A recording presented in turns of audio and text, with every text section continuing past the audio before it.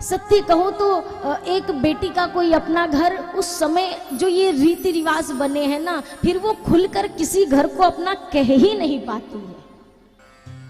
मायके में रहती है तब तक ये पता होता है कि ये मेरा घर नहीं है, मुझे कहीं और जाना है। जब ससुराल भी पहुंचती है तो वहां पे भी पता चलता है। कैसे पता चलता है? लड़कियां चिड़िया होती हैं पर लड़कियों के पर नहीं होते। बेटियों के मायके भी होते हैं, ससुराल भी होते हैं, पर बेटियों के अपने घर नहीं होते। मायके वाले कहते हैं तू तो पराई है, ससुराल वाले कहते हैं ये तो पराए घर से आई है। अब तू ही बता विधाता, तूने बेटी कौन से घर के लिए बनाई है? उसका कोई नहीं होता। अगर वो 1000 किलोमीटर का सफर करके भी अगर मायके से ससुराल पहुंच जाती है ना, तो वो 1000 किलोमीटर की थकान को भूल जाती है और सीधा रसोई घर में घुस जाती है। ये वही बेटी है जो मायके में 8 बजे तक अपने बिस्तर पे रहती थी। उसकी माँ आकर उससे पूछती थी चल बता आज तुझे क्या खाना है, और अब ये सुबह 5 बजे उठकर घर भर से पूछती आज आपको क्या खाना है। इतना बड़ा बदलाव, सब कुछ तो बदल जाता है, उसका अपना पहले वाला रहता क्या है? संबंध नहीं रहते, घर नहीं रहता, परिवार नहीं रहता, कुछ भी तो पहले का नहीं रहता है। यहाँ तक कि विवाह के बाद बेटी को वो मायका भी अपना मायका नहीं लगता है, क्योंकि वो आती तो है पर आने के बाद उससे मिलने वाला प्रत्येक व्यक्ति पूछता है और बता तेरे जाने का कब है, कब जाना है तुझे। ये एक शब्द उस बेटी को बार बार कष्ट देते हैं। ये शब्द उसे एहसास दिलाते हैं वो इस घर में मेहमान है और उसे यहां से भी जाना है। मायके में भी आती है पर अब वो अधिकार नहीं होता। एक बेटी अपना सबसे ज्यादा अधिकार मायके पर केवल तब तक समझती है जब तक उसके पिता जीवित होते हैं। और जिस दिन कन्या को ये सूचना मिल जाए कि अब उसके पिताजी संसार में नहीं रहे, उसे लगता है मेरा सब कुछ आज मुझसे छिन गया। खबर मिले कि पिता नहीं है, बेटी रोती आती और सबसे पहले वो द्वार के चौखट को पकड़कर रोती है कि अब इस चौखट पर आने में भी मुझे सोचना पड़े। पिता से बेटी का एक अलग संबंध होता है, एक अलग रिश्ता होता है जो हृदय का होता है। बेटी ससुराल में भी बैठकर अपने माँ बाप को नहीं भूलती है। कौन कहता है कि बस बेटा वंश चलाता है, बेटा खुश रखता है। बेटा घर में रहकर माँ बाप के आंसू नहीं देख पाता, बेटी ससुराल में रहकर महसूस कर लेती है। कभी देखकर आजमा कर देख लीजिएगा, बेटा भी दूर रहता हो, बेटी भी दूर रहती हो, दोनों को फोन करना बेटा बड़ी तकलीफ में हूँ, बेटा 10 बहाने कहेगा टिकट नहीं मिल रही, ऐसा है वैसा, बेटी तेरे द्वार पे आपको नजर आएगी, वो पहले हाजिर हो जाती है। किसी ने बोला मुझे नहीं पता आपको मेरी ये बात अच्छी लगे ना लगे, पर किसी संत ने ये बात कही कि बेटा सिर्फ तब तक आपका होता है जब तक उसका विवाह नहीं होता, और बेटी जीवन भर आपकी होती है, बेटी कभी नहीं छोड़ती। आज मैया जानकी और किशोरी मैया जैसी जिनकी बेटी हो जाए, वो बाबा जनक धीरज धरे भी तो कहां से धरे। धैर्य शब्द उनका साथ ना छोड़े तो कैसे ना छोड़े। डोली चल पड़ी है, सखियां सजल नेत्रों से माँ को विदा करती हैं। मैया जानकी रो रही हैं, मैया सुनैना रो रही हैं। मैया सुनैना बार बार कहती हैं कितने यत्न से ये बेटी पाई थी और आज वही बेटी छोड़कर जा रही है। बड़ रे जतन हम सिया बेटी पोसली, सिया धिया पोसली, से हो धिया सिया राम लिए जा से हो धिया राम लिए जा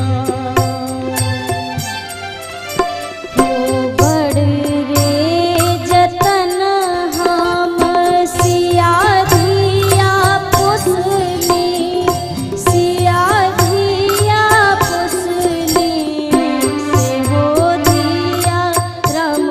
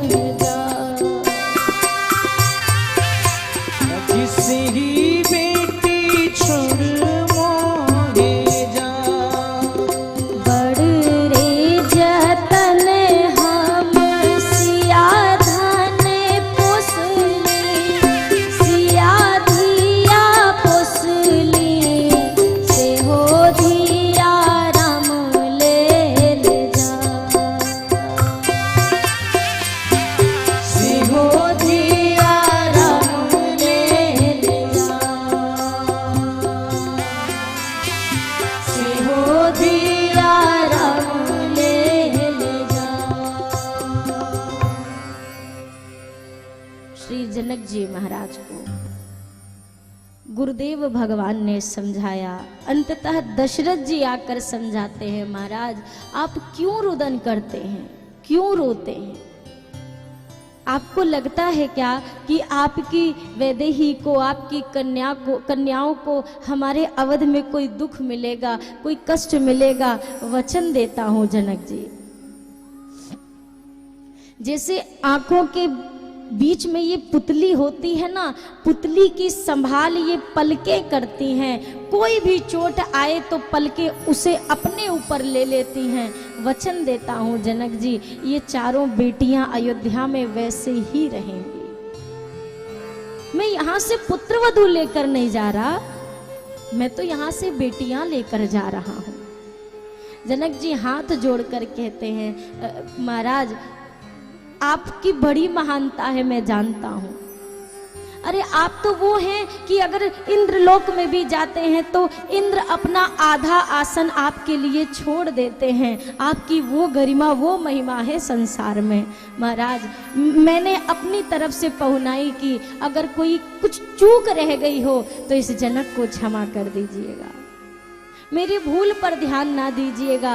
और अंततः कहते हैं, महाराज मेरी किशोरी, मेरी चारों बेटियां अभी बहुत बचपन में हैं, बहुत छोटी हैं। कोई अगर गलती हो जाए, भूल चूक हो जाए तो समझिएगा ये जनक की भूल है, आप उनको ध्यान मत दीजिएगा।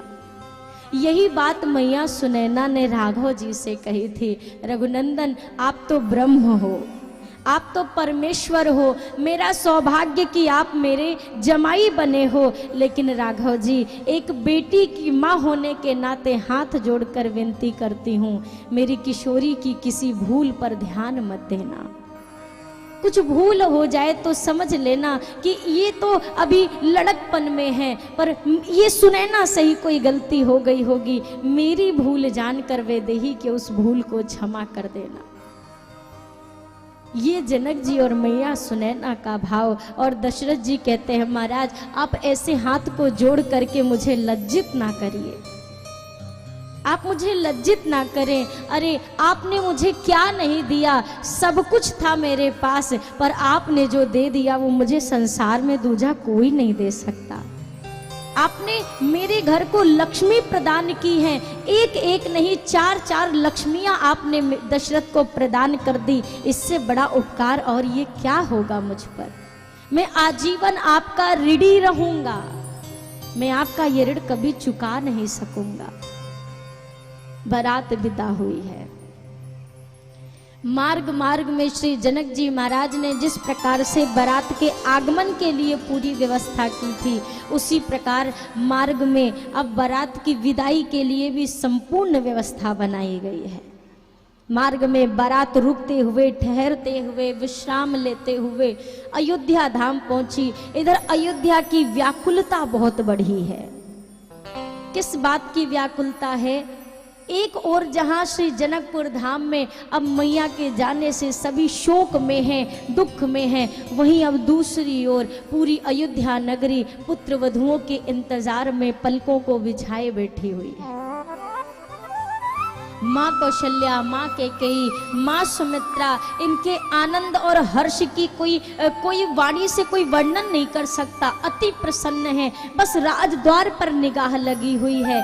तब तक एक सेवक ने आकर सूचना दी, माँ बारात बस राजद्वार के करीब आ चुकी है, थोड़ी ही देर में अभी आ जाएगी। सुनते ही तीनों माताएं नाच उठी हैं, हाथों में सुंदर स्वर्ण की थाल सजा करके पुत्र वधुओं के स्वागत के लिए तीनों महारानियां द्वार पर आकर खड़ी हुई। बारात पहुंची, आगे आगे श्री दशरथ जी महाराज, गुरुदेव, चारों पहुना सरकार उतरे हैं रथ से। और अंत में अब पालकी को जब उतारा गया, पालकी से चारों मैया बाहर निकली हैं। मैया कौशल्या, बस ये हृदय है कितनी जल्दी पुत्र वधुओं के मुख का दर्शन करूं। आरती उतार करके, नजर उतार करके मैया चारों पुत्र वधुओं को भवन में लेकर आई हैं। और हमारे यहाँ भी जैसा एक नियम है, पुत्र वधुओं के आगमन पर हम और आप सभी एक नियम पूर्ण करते हैं, मुख दिखाई की रस्म होती है। चारों पुत्र वधुओं को सुंदर विराजमान कराया गया और मुख दिखाई की जो रस्म है, ये मुख दिखाई होनी है। सुमित्रा मैया, कैकेयी मैया, इन दोनों ने तो मुख दिखाई कर ली। क्या दिया मुख दिखाई में किशोरी मैया को? सुमित्रा जी के विषय में कहते हैं, कोई कहता है चूड़ामणि प्रदान की थी, किसी ने कहा लक्ष्मण जी को ही सौंप दिया कि अब ये आपका पुत्र है और जानकी लक्ष्मण आपकी माता है। और मैया कैकेयी के विषय में कहते हैं, हमारे श्री कनक बिहारी सरकार जो अयोध्या धाम में विराजमान है, ये कनक भवन माँ कैकेयी ने मुंह दिखाई पे जानकी मैया को दिया था और ये कहा था कि अब राघव इसी महल में विवाह उपरांत यहीं पर निवास करेंगे। तो हमारे राघव जी मैया जी के साथ कनक भवन में ही रहते थे और आज भी हैं। अब बारी आई माँ कौशल्या की, पर माँ कौशल्या अभी तक ये निश्चित ही नहीं कर पाई कि मैं क्या दूं। क्यों नहीं सुनिश्चित कर पा रही? क्योंकि माँ आज उपहार को चुनती और उस उपहार की तुलना वैदेही के मुख चंद्र से करती और जब तोलती तो उपहार हल्का पड़ जाता। देख कर लगता अरे ये तो कितना फीका है, ये मेरी बहू के मुख चंद्र के आगे तो इसकी कोई विसात ही नहीं है, ये नहीं दूंगी। तीनों लोकों में अपने मन मस्तिष्क को दौड़ाया कि क्या दूं आज मैं अपनी पुत्र वधू को, ये इतनी सुंदर हैं, इतनी सुंदर हैं, इनके आगे तो सब कुछ फीका पड़ जाता है। कुछ समझ ही नहीं आ रहा माँ कौशल्या को। खोजी आई कौशल्या विचारी बड़े हौसला से, पर बहु अनुरूप कोई वस्तु ना लखाई है। तब लागी चित चिंता क्या दीजिए निछावरी में, अरिसियासी बहु को नेग परी कठिनाई है। ये इतनी सुंदर पुत्र वधू आ गई है कि अब नेग देने में मुझे कठिनाई हो रही है, मैं क्या दूं। अंत में मैया के मन ने एक बात कही, अरे कौशल्या जी संसार में तो ढूंढ लिया, पर जहां ढूंढना था वहां तो निगाह ही नहीं पहुंची आपकी। कहां पे?